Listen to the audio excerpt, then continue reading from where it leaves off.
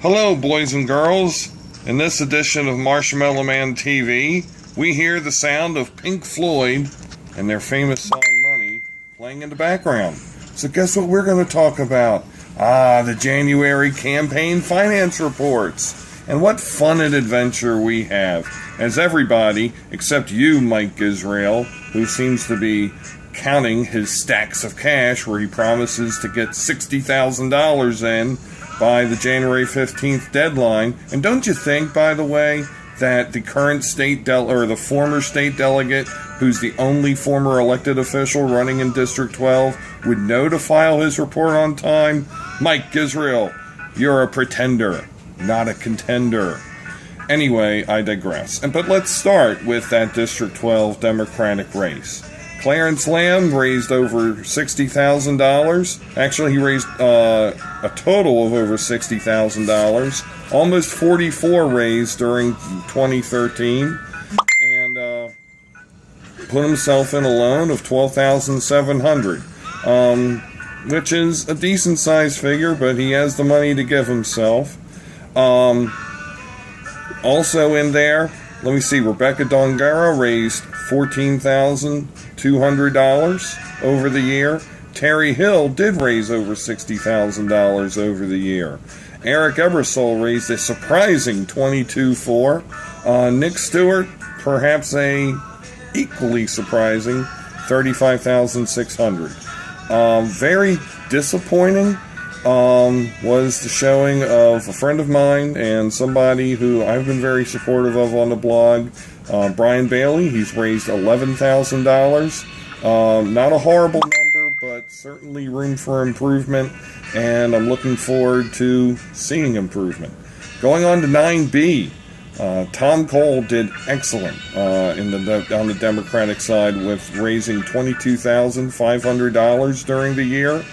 Rich Corcoran raised $23,800, which sounds impressive, except when you find out that about $15,000 of it was a loan, and about $6,800 of it were donations from people with the last name of Corcoran.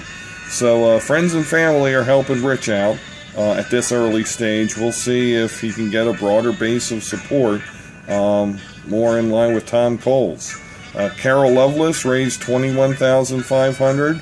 A lot of the current political luminaries on the Republican side seem to be supporting her, and she lent herself $7,000, or gave herself rather a $7,000 donation out of her business. And I did write earlier about Bob Flanagan.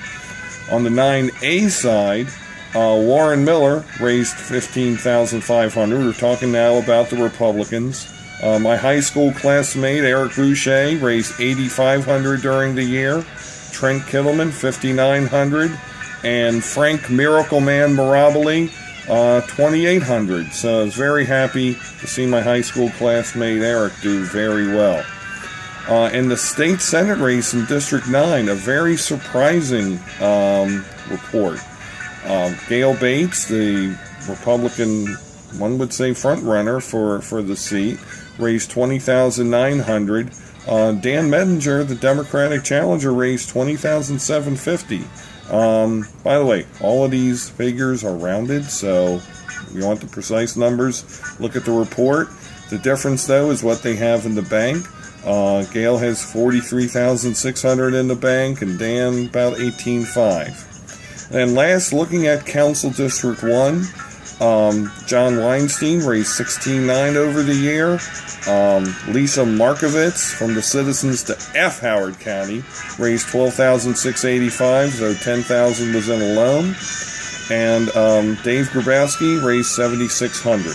So a lot of varying reports at this point of the game. It's still very early, but we're starting to see,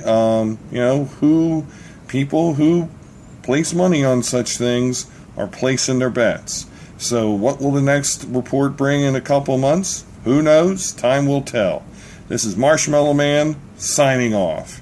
Have a wonderful Martin Luther King Day.